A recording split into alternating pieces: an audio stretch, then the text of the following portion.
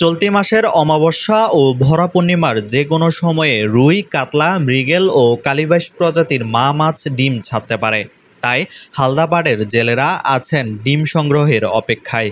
এর আগে দেশের প্রাকৃতিক মৎস্য প্রজনন কেন্দ্র হালদা নদীর ৩ থেকে ৪ স্থানেই রুই, কাতলা, মৃগেল, কালিবাইস প্রজাতির মাছেরা স্বল্প সংখ্যক ডিম ছেড়েছে। গত সোমবার দিবাগত রাত ২টার পর জোয়ারের সময় হাটহাজারীর গোরদোয়ারা ইউনিয়নের নয়াহাট, রাউজানের পশ্চিম গুজরা, আজিমের ঘাট ও নাপিতের ঘাটের কাটাখালী এলাকায় ডিম সংগ্রহকারীদের কেউ কেউ ১০ থেকে ১৫টি করে ডিম পেয়েছেন। গত মঙ্গলবার সকালে রাউজান ও হাটহাজারী মৎস্য অধিদপ্তরের পক্ষ থেকে বিষয়টি নিশ্চিত করা হয়েছে। রাউজান উপজেলা জ্যেষ্ঠ মৎস্য কর্মকর্তা মোহাম্মদ আলমগীর হোসেন বলেন, হালদার ৩ থেকে ৪ স্থানে সংগ্রহকারীদের কেউ কেউ ১০ থেকে ১৫টি করে নমুনা ডিম পেয়েছেন বলে আমাদের জানিয়েছেন। প্রচুর বজ্রসহ ভারী বৃষ্টি ও পাহাড়ি ঢল হলে হালদায় পুরোদমে ডিম ছাড়ে মাছেরা। গত এপ্রিল মাসের শুরু থেকে পূর্ণ প্রজনন মৌসুম শুরু হওয়ায় নদীতে অপেক্ষায় ছিলেন ডিম সংগ্রহকারীরা।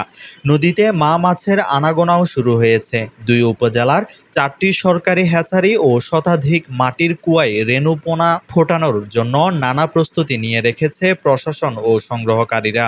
আশা করি যদি নমুনা রানিং থাকে তাহলে ডিম ছাড়বে সম্ভাবনা। রাতে ডিম ছাড়তে বাড়া নইলে জোয়ার। এখন বর্তমানে নমুনা রানিং 10-15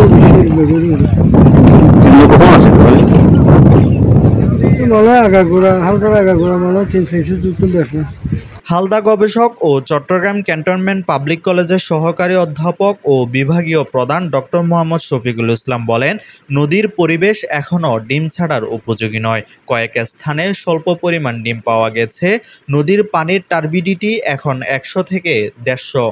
এটি ৬০০ থেকে ৭০০ থাকলে মাছ পুরোদমে ডিম ছাড়বে। Desk report, Chattogram news.